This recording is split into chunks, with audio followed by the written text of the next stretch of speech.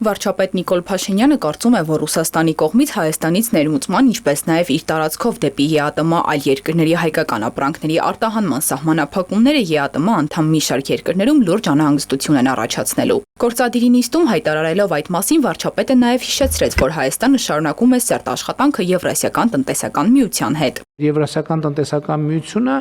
հայեցակարգային մի քանի դրույթների վրա է հիմնված՝ աշխատուժի, ապրանքների, ծառայությունների եւ ֆինանսների ազատ տեղաշարժ։ Եթե դա չկա, նշանակում է Եվրասիական տնտեսական միություն չկա, եւ Եվրասիական տնտեսական միությունը հարցին պետք է հստակ պատասխան ինքը կա թե չկա։ Մենք ասում ենք, որ ինքը կա։ Հիմա Եվրասիական տնտեսական միությունը պետք է ասի ինքը կա թե չկա։ Եթե հանկարծ կասի չկա,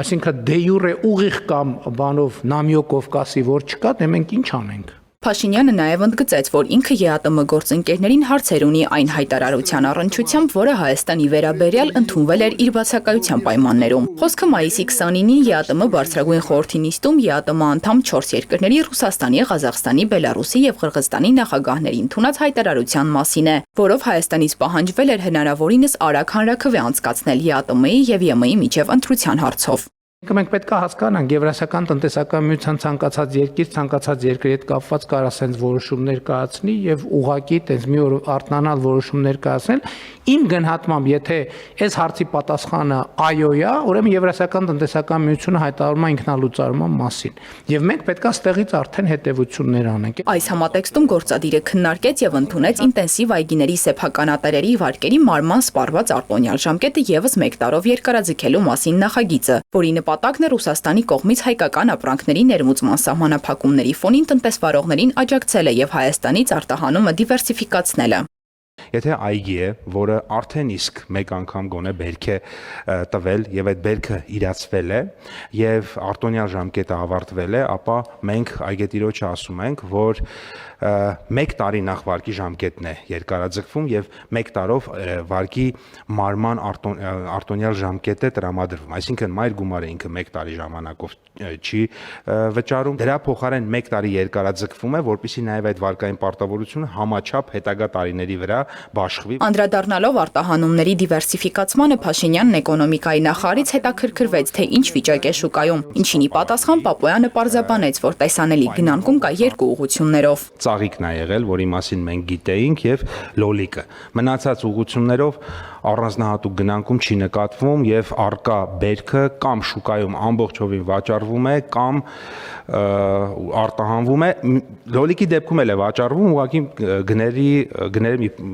իջել է։ Հայկական գյուղատնտեսական ապրանքների համար նոր շուկաների փնտրտուքը մեծ հետաքրքրություն է առաջացրել մի շարք ուղղություններով։ Այս մասին հայտարարեց արտաքին գործերի նախարարը, ընդգծելով, որ առանձին ուղղություններով որոշ լոգիստիկ խնդիրներ են առաջանում, սակայն այդ ամենը կառավարվում է։ Կարող եմ Եվրոպական միության շուկան նշել, կարող եմ Կենտրոնական Ասիան նշել եւ արաբական երկրներ, ասենք օրինակ Իրաքը եւ նաեւ անմիջական հարևանները,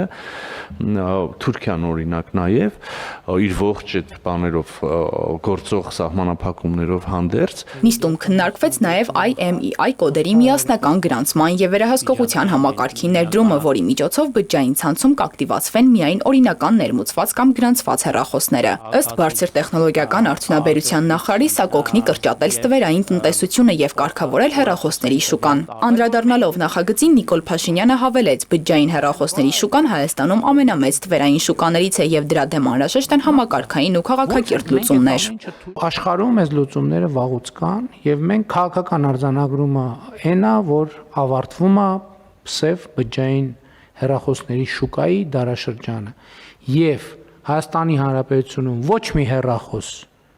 որը չի հավաստիացվում, որ ներմուծվել է օրինական ճանապարհով, Հայաստանի Հանրապետության տարածքում չի աշխատելու, այսինքն դրանով մաքսիմալ կարելի է պոպոկ կոտրել։ Վարչապետը տեղեկացրեց, նախագիծը կքննարկվի նաև ոլորտի ներկայացուցիչների եւ խորհրդանի գործընկերների հետ, սակայն որոշման կայացումը չի հետաձգվի, ընդգծելով, որ 2027 թվականի հունվարի 1-ից այս որոշումը պետք է ուժի մեջ մտնի եւ աշխատի։